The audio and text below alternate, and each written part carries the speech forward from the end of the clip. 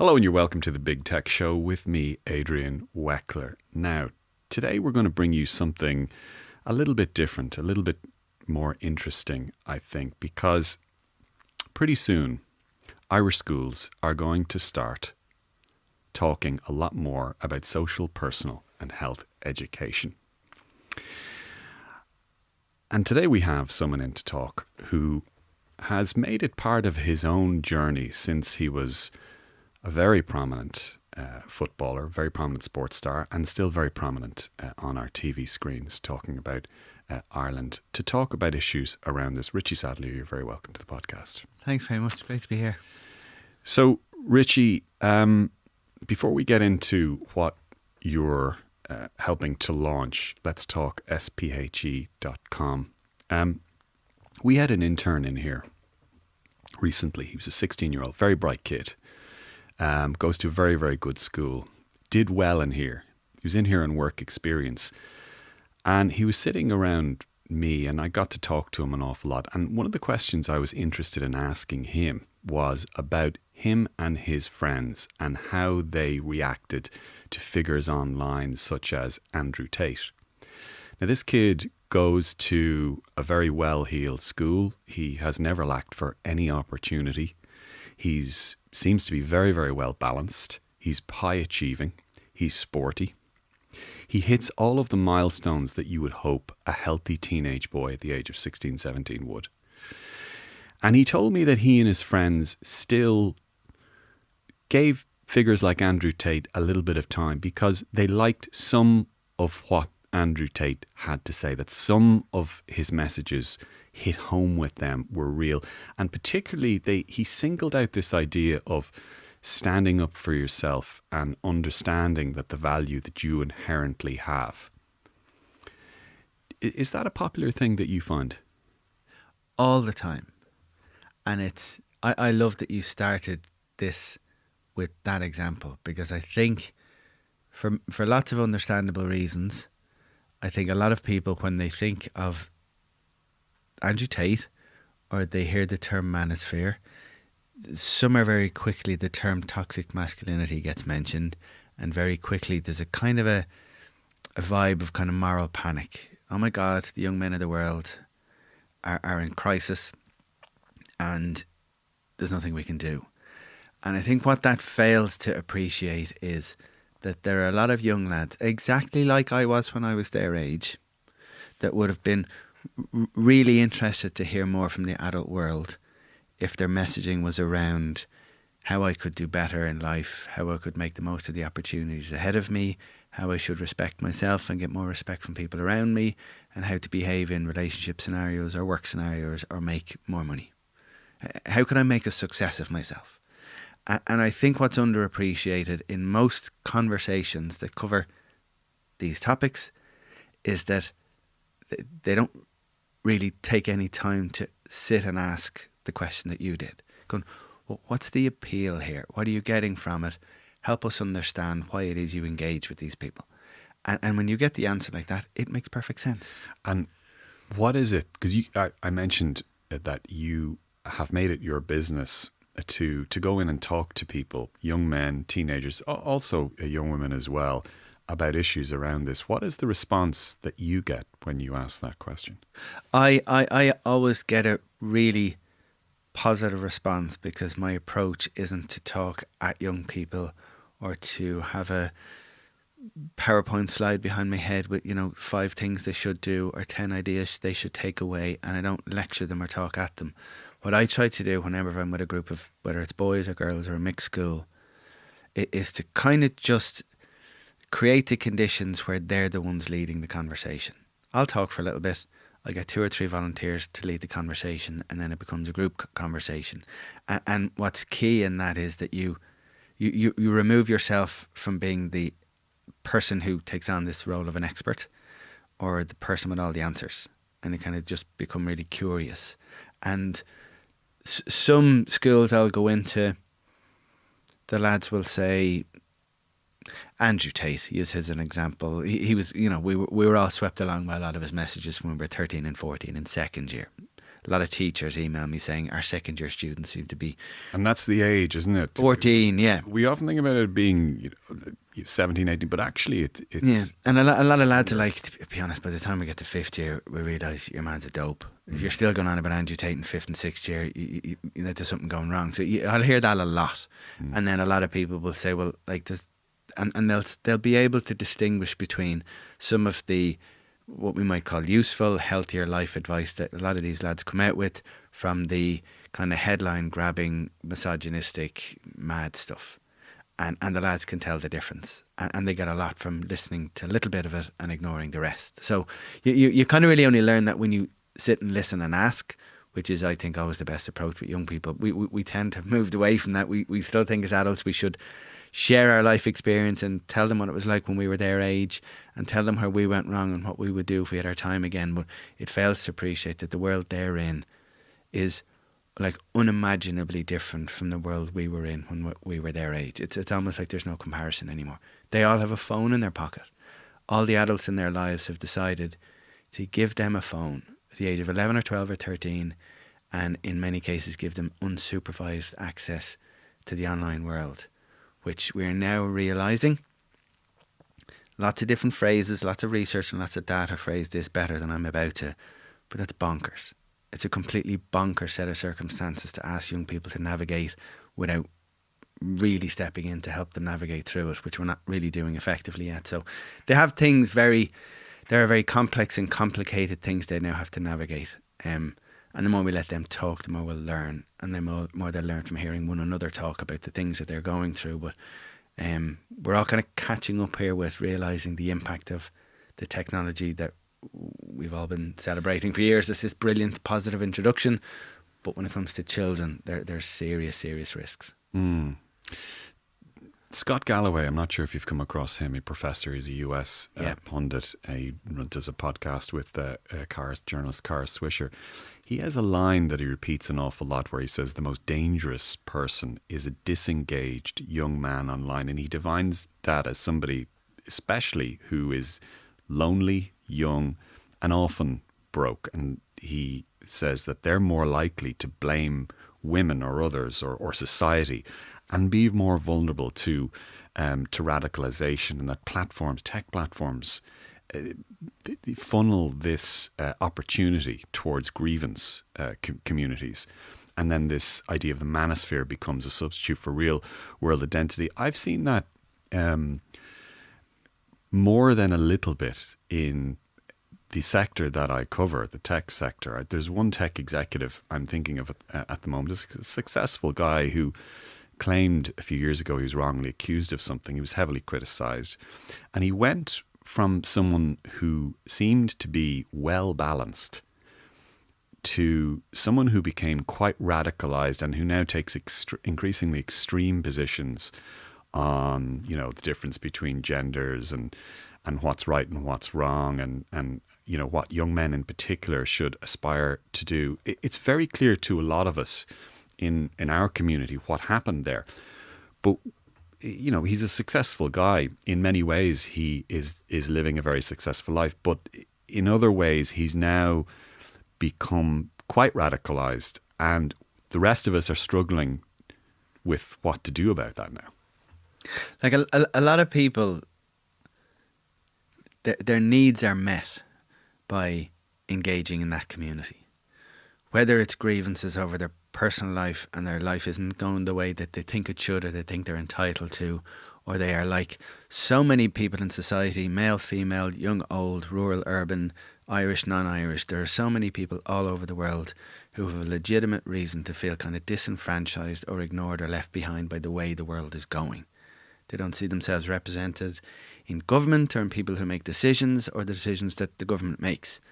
And because a lot of us now, and COVID was the obvious example, but a lot of us, our main sources of connection and community and interaction has now become online. And for a lot of people, I'll go back to Andrew Tate, there's a lot of money to be made in gaming the system And it doesn't matter whether you believe what you say, you just have to say it in a believable way. And then a lot of the people that you've just given one example will kind of gravitate towards it because it's appealing. Because a lot of us go through difficult things in our lives, aren't where we think we should be.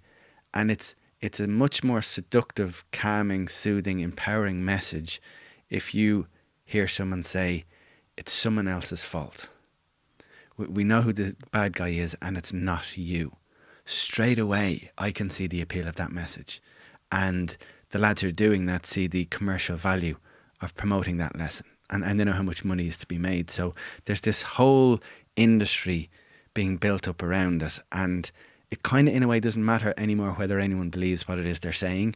But they know that the most extreme, the most controversial footage or content that they can create will get circulated the widest, which makes them the most money, which builds up their community, and they get richer and richer and richer. Mm. So it's a kind of a self-serving kind of ecosystem that's just everyone feels like their needs are being met, and those of us then on the outside of it are scratching our heads, like you said there, and going, "What's going on here?" Because I don't think there's much space being given to anyone who's in that world to sit down and go, "Tell us about it," in a really open, not in a gotcha kind of a way, or a way that you put them in that seat so that you know you're going to win in the arguments, or you pick holes in their argument. You just listen. I'm sure your experience informs you that it can be very complex, and there are 50 different sets of circumstances. Absolutely. And the one that I just described, I think he was genuinely hurt, and I think he didn't have any way to resolve that without becoming, slightly radicalized. Have you seen the Manosphere, the Louis Theroux documentary? Yeah. One of the lines that stood out from that for me was kind of paraphrasing what you've just said. It was the character HS. He's a 23, 24-year-old English guy. He's quite boorish, got a lot of energy.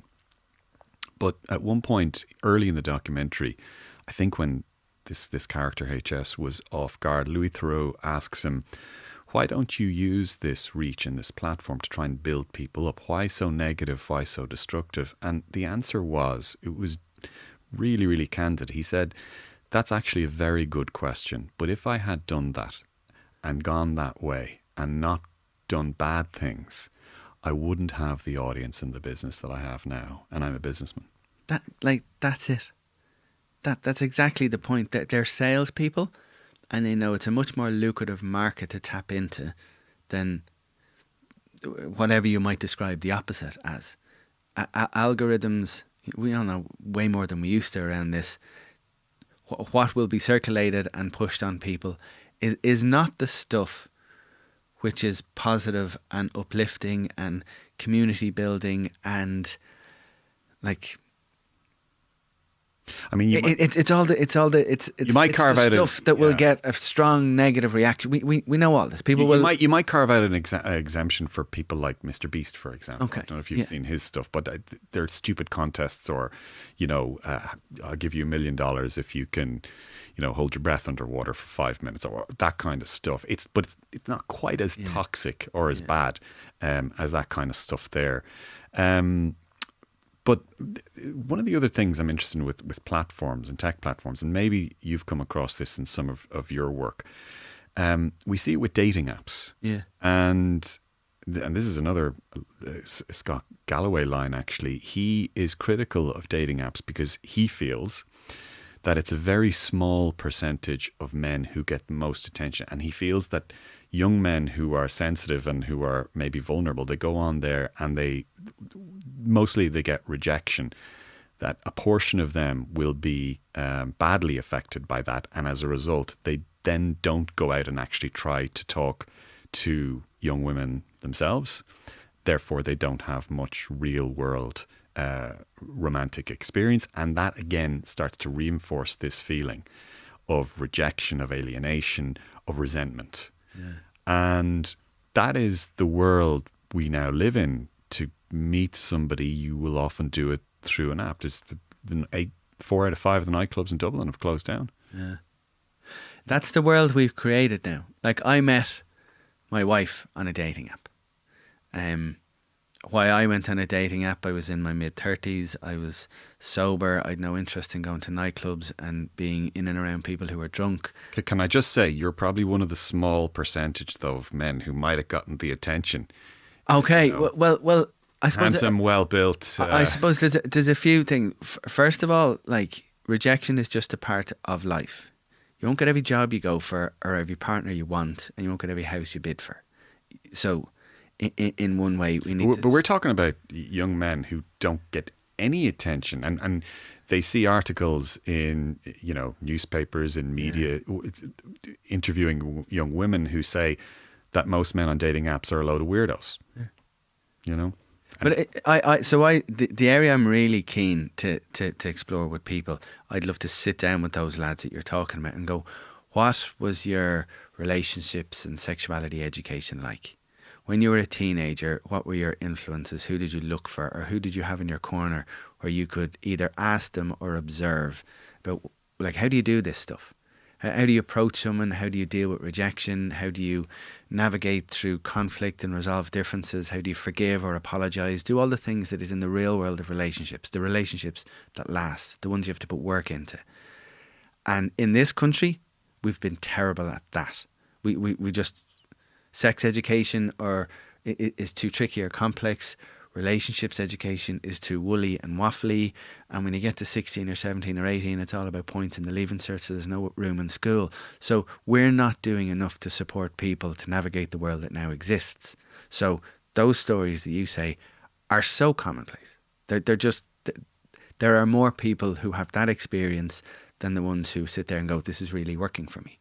Females as well. Like, it is a really impersonal, cold, very specific way of meeting someone. Quite transactional. Very transactional. And it's and the soul and the fun and the excitement is all gone. Rather than meeting someone in a pub or a club and having a conversation, and now you do an online search, you look at their social media history, you see who your shared contacts are, you know a lot about them before you meet them, and as well, you're probably dating or in contact with so many others. Like, I speak to young people now and they talk about the world of relationships and they use phrases that just didn't exist. Like what? Like 18-year-old girls saying, you have various people on your roster. And I said, sorry? Is roster the word that's now mentioned in the context of partners? They're like, yeah. Some of you might be talking to, and some of you might be in a situationship with, another word I haven't heard before, or others you might be kind of sexually active with or actively dating. But there's an understanding that the person you're dating is going to be dating other people as well. Because there's this avoidance of labels, because if you have a label, you can't play the field, and they're all being brought up to believe from the influencers they see on TikTok or the stuff they get sent on Snapchat that, like, being monogamous and committing yourself to one person and dealing with all the ups and downs of relationships, you know, that's for other guys. So progress is a friends based world with all that kind of lingo, and they're all learning. Like 18-year-olds that I speak to will sit there and go, you know, we were 13 and 14 being told by influencers that it's a really good sign when your boyfriend is jealous, or they tell you what to wear, or they insist you don't have male friends. That's an indication they really like you and respect you and love you. If you don't get that from your partner, you should worry, because they clearly don't like you enough. You're worth more. So that's the kind of education youngsters are getting. And in a world where we don't cover it in school, or parents or older siblings don't chip in, which often they don't, of course you're going to get a lot of young people who really, really struggle to have any kind of meaningful real world relationships that last. They're set up to fail in many areas. You've often described your own life, travelling to Millwall as a teenager in England, the mid-90s, and you've described that as a very singular thing. But you also said that you'd sound influences and judgment around you at the time, and you benefited from that. I'm wondering, given the context of what we're discussing, whether that could have gone away. Like, did you see any extremes of laddish culture if you were the same person today going across at that age? What you think you might have been prone to? Well, I'm 47 now, and I was 17 when I got the flight, so I would hope to God I'm a different person today. You're meant to change a lot in those 30 years, but I look back at the kind of person I was then, and it's very different from the kind of typical traits and experiences that 17-year-olds have today. So I was a virgin. I'd never once seen online porn. Social media didn't exist. I had no real world experience of feeling like I was always had to be contactable or on, or there was nobody having insisting I have my navigation on so they know where I was at all time. The surveillance is now just part of life. But I was stepping into a world that I was completely unprepared for. I had no relationships or sex advice. I had no real input from anyone around how do you deal with people coming up to you and you don't know whether they're going to ask you for an autograph or use really aggressive swear words and tell you that, you know, they pay your wages and you're, you know, I won't swear, but you can imagine. And you're kind of bracing yourself for impact with every single interaction because Millwall fans are just, they say it as they see it. They're all really tricky things to navigate, and you don't learn that stuff in school, but you're meant to learn on the job in the real world. And I did have a lot of good people around me, but it's I don't think it's the kind of world you can prepare anyone for. Yeah. Which made it brilliant and exciting and unforgettable in loads of ways, but really tricky and with loads of pitfalls as well. Yeah. Particularly in the world of relationships. Like I didn't know there was a scenario where females are the ones doing the chatting up and the pursuing and all of that. I wasn't brought up in a world where that's what would happen, but you go into the world of football, that's what happens. So it's just kind of a lot to get your head around. It's ironic that in your era, pubs and drinking, pubs and drinking were quite a big thing, and you might argue that they still are in a sense. But going back to one of the Galloway themes, and he argues that the decline of pubs and drinking is fueling this resentment and this disengagement from society because there's too much staying at home now. There's too much getting things delivered. There's too much remote working. He has this provocative line, I don't know if it's true or not, where he claims that prison inmates now spend more time outdoors than young men. And there's another statistic, I don't know what it is, and I don't know how they measure it, but there's a sharp decline in the amount of real world like sexual encounters and sexual experiences young people are having now, because on the one hand their expectations of what it involves that they see in online porn puts them off, and also their needs are being met by the amount of online porn they're watching. So in some ways they're kind of satisfied by that. So the real world encounters of meeting someone and will we click or not, will I get rejected or not, how will I deal with all the things you deal with in real life experiences, the stuff that's fundamental to any healthy relationship. There's the instant gratification of porn. You don't have to leave your room, and you can have all sorts of sexual experiences virtual with whatever type of person or imagery or footage you want to engage in. For a lot of people that's very alluring. These kind of needs are not going to be met in the real world, and they can't imagine it ever would. So they themselves pull back from not just going to a pub or having a pint, but when they're out actually going up to somebody. It's difficult to... It's very difficult. ...persuade them otherwise, because if they are onto, in their own head, virtually a sure thing, staying at home, versus going to the pub, getting rejected 9 times out of 10, if they even work up the courage to do something about it. Yeah. That's a really... It's tricky, and again, but you kind of have to step back, and I think, like, education can have a big potential role in this, where you give young people the space to tease out, like they would have done with me one-on-one in a therapy practice over the years, where you go, okay, so porn is, you're getting your kicks from porn, okay, and you know, so you're telling me you struggle to get an erection when you're with someone in the real world because it doesn't meet with the fantasy you've been engaging online. Okay, that doesn't sound great. Or there's less appetite to speak to somebody again because their needs are being met online. And let's kick this around a little bit. Let's say nothing changed and you're 8 years older than you are now, 15 years, maybe you're 20 years older. How are you feeling about that future? Are you behaving now in ways that will work for you if you never change? And every single person will say, Jesus, no, I don't want to be like this. And so I said, okay, so you're saying you're going to be an active agent here in bringing about change in your own life because you see 8 steps ahead and you don't like what you see. So you can support a person to join the dots between how they're living and what they want from their life. and you can support and help them. But you can't do that if you don't create the space where they talk openly about what their actual life is like. So we will never access the minds or the opinions or the honesty of people who are on the Manosphere if all we do is criticise them for being on the Manosphere or for following certain accounts of certain influencers that we have decided are completely bad, that have no redeeming, no endearing, no sense comes from them at all. We're sort of calling people idiots if they're... We are. And if I know you think I'm an idiot because of how I live my life or who I respect, I'm not going to sit in this seat because I can predict what you're going to say to me. I don't think anyone would really appreciate being given the impression they're an idiot. So the people who have that view of people who behave in that way online, I think just are never going to understand them because they've already made up their mind on them. And you can't really help or understand or support people if, first of all, if you actively call them an idiot from afar, but also if you never genuinely try to hear from them. Yeah. And online porn comes up a lot? Oh, all the time.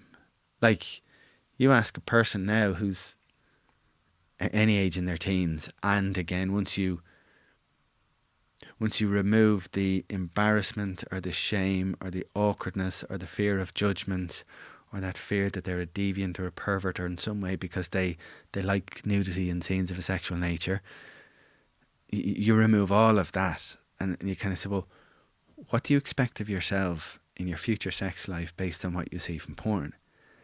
And the answers aren't nice. And they're not answers that the young people themselves are particularly excited by. And a lot of it is gendered stuff. The girls will say, we need to be performative, we need to be loud, we need to ensure that the man ejaculates. Our pleasure doesn't really seem to come into it. The other guy's in charge, so what he wants us to do, we do. We're kind of passive role, but the job is to satisfy him. And the lads, again, are like, well, we need to be in charge. We need to know what to do. We need to have a massive penis and be ripped and have six packs, so physically impressive. But we also need to be the ones who know exactly what should happen. So there's a pressure there too. And you're like, you listen to them all and you go, lads, it doesn't sound like you're particularly excited by any of this. And none of them are. Yeah, you're almost into this, what do they call it? Trad wife meme. There's all that kind of thing. About that, what do you make, or how do we deal with, not how do we deal, but how do we talk about some of the role models that are there for, it's not just young men, it's men as well. So, in tech, for example, we have characters like Elon Musk. Now, we might have a conversation to talk about the challenges or the potential downsides to getting involved in the manosphere or the behaviors associated with that. But then they'll look at more me than you because you've had a kind of a really interesting and kind of bloke-tastic career in one sense. Me, maybe not so much. But then they look at Elon Musk and he's launching rockets. And here's a guy who, not just young men, but actually older men as well, wish that they had 1/10 of whatever it is that he has. Then you've got other tech figures. You've got very famous guys like, Mark Andreessen. He's a venture capitalist, and his big thing at the moment is that there's too much introspection, that we're all sitting around navel gazing too much, and when we talk about things, that we're not doing things. So, but it's not just the Andrew Tates. Then it's in the tech industry. We have a whole roster. It is the status quo now that the masters of the universe, even if they weren't of that mind before, like Mark Zuckerberg 10 years ago was all into diversity initiatives. Now he appears on Joe Rogan with a big golden chain and he talks about we need more masculinity in the company. This is the ascendancy, certainly in the tech industry. So I talk to kids and young men and teens who are looking at this as an industry, and this is what they see. This is how to get ahead. This is how to realize your best self. And again, you could extend that into the world of politics. Some of the most prominent male figures in the world of international politics are not people who promote traits like negotiation, peace, agreement. It's Donald Trump. It's his. Well, Trump and Putin are the two standout examples. Netanyahu, the Hegseth, like the people who are most prominent are talking about dominating, and it's all aggression, and it's about strength. And so that's fine, but I think also...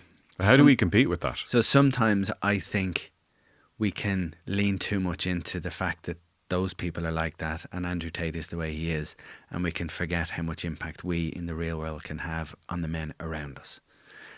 Lots of young people will still say the most influential male figure in their life is their dad. And I think lots of dads need to hear that again and again and again, because I don't think a lot of them... So many times I've sat in my practice and there's mum and dad and a teenager, and the dad has absolutely no sense of just how important they are to their kid. They just never realise it. Particularly with teenagers, they're like, they step back and they're unsure, particularly dads of girls or dads of boys are like, oh, they go to their mum for that stuff. And you're like, oh, well, what about you? So I think we can constantly remind men of how much of a role they can have towards other men. And I don't know what you were like, but a lot of the influences I had growing up and still have now are other men. And we as men can access and influence other men in a particular way. So we can step up here a little bit, whether it's in schools or in sports clubs or what we put out in the media or just how we live in our daily life or what we put on social media. It all helps.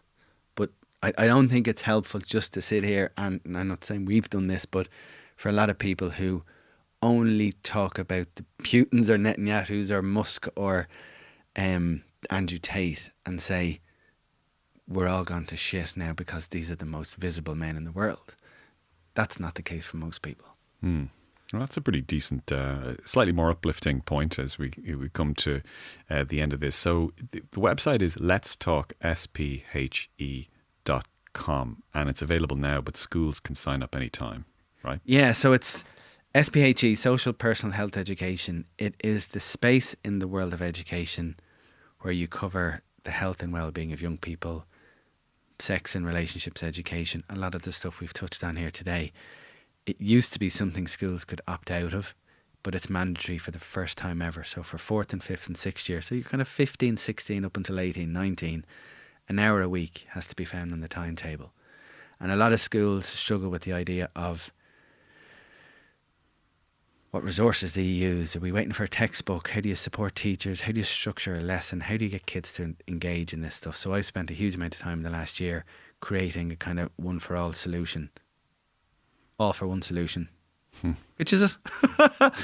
Would be one... Well, that's a good question. I've spent a lot of time in the last year creating a solution that will be an answer to the problem that schools have. So it's an online resource the teachers can use in a classroom, and will bring them from the A to Z through the curriculum.